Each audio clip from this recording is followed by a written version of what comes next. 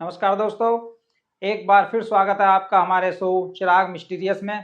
तो आज हम बात करेंगे एक नए रहस्य के बारे में। आज का जो हमारा रहस्य है सुलझाने का काम है वो है छठी मैया के बारे में। आज हम आपको बताएंगे कि छठी मैया का जो ये पर्व है ये क्यों मनाया जाता है और इस पर्व के पीछे सनातन धर्म से जुड़ी हुई पौराणिक कथाएं क्या-क्या हैं, किस तरह से ये सनातन धर्म से छठी मैया का पर्व जुड़ा हुआ है। वैसे तो हम जो मनाते हैं कि सनातन धर्म में बहुत सारे पर्व हैं हमारे, मगर छठी मैया का जो पर्व है वो विशेष रूप रखता है। छठी मैया का पर्व सनातन धर्म हिंदू धर्म में सभी लोगों के यहाँ मनाया जाता है, मगर बिहार के अंदर इसका एक अलग ही मजा है, एक अलग ही विशालकाय रूप देखने के लिए मिलता है।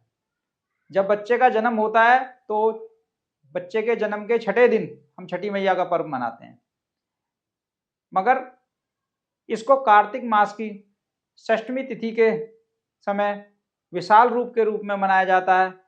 इसका बिहार के जो जिले हैं, बिहार का जो क्षेत्र है, बिहारी वर्ग जो है हमारा समाज का, वो इसे बहुत ही धूमधाम से मनाता है और भारतवर्ष के सभी क्षेत्रों में आज छठी मैया का पर्व बहुत ही विशेष रूप से हर्ष उल्लास के साथ मनाया जा रहा है। अब हम बात करते हैं इसके पौराणिक जो हैं सिद्धांत की क्या जुड़े हुए हैं, ऐसा क्या है जो छठी मैया से जुड़ा हुआ है। देखो, तो छठी मैया से जुड़ा हुआ जो रहस्य है, सबसे पहले हम भगवान शिव की बात करेंगे। भगवान शिव के पुत्र है कार्तिक। कार्तिकेय जो है उनकी पत्नी को छठी मैया के रूप में देखा जाता है। छठी मैया जो है तो इस तरह से शिव परिवार से भी ये छठी मैया का पर्व जुड़ा हुआ है। भगवान भोलेनाथ की कृपा से ये जुड़ा हुआ है, तो इसको और एक ही विशेष महत्व दिया गया है हमारे सनातन धर्म में, हमारी पौराणिक कथाओं में।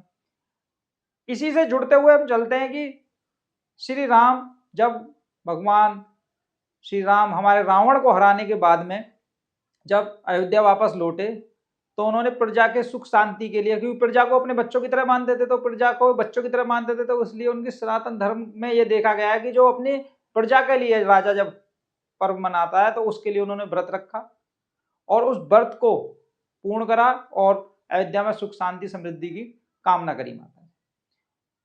अब इसी तरह से हमारा एक जुड़ा हुआ एक पौराणिक कथा और है इसमें कि ये पांडवों से जुड़ी है, महाभारत काल की है।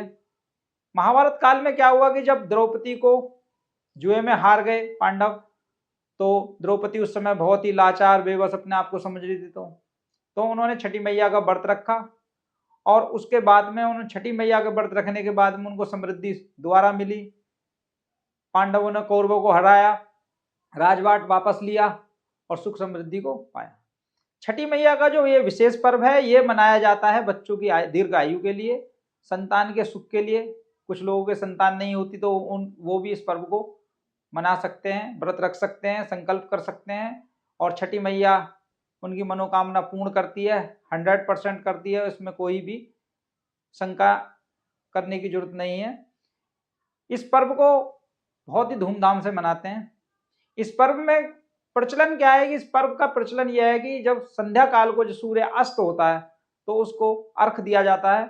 और प्रातः काल तो सभी को पता है कि सनातन धर्म में सुबह उठकर प्रातः काल सूर्य को अर्घ दिया जाता है, मगर एक मात्र ये एक पर्व ऐसा है छठी मैया का कि इसमें ढलते सूर्य के, छिपते हुए सूर्य को भी अर्घ देकर हम उसको समर्पण करके विदा करते हैं और उसके बाद में अगली सुबह फिर सुबह सूर्य उदय के समय हम अर्घ देकर उसको पुनर्जीवी के लिए आभार व्यक्त करते हैं। तो ये रहस्य हमारे सनातन धर्म में छठी मैया का जुड़ा हुआ है। छठी मैया विशेष रूप से हम पे कृपा बनाए रखे। इस पर्व को आप सुख शांति और समृद्धि के लिए भी रख सकते हैं। संतान के लिए इस पर्व को विशेष रूप से रखा जाता है। संतान जो है उसकी सुख समृद्धि बनी रहे, संतान की दीर्घायु बनी रहे, संतान को बीमारियों से बचाने के लिए भी माता बहनें जो है इस व्रत को रखती हैं।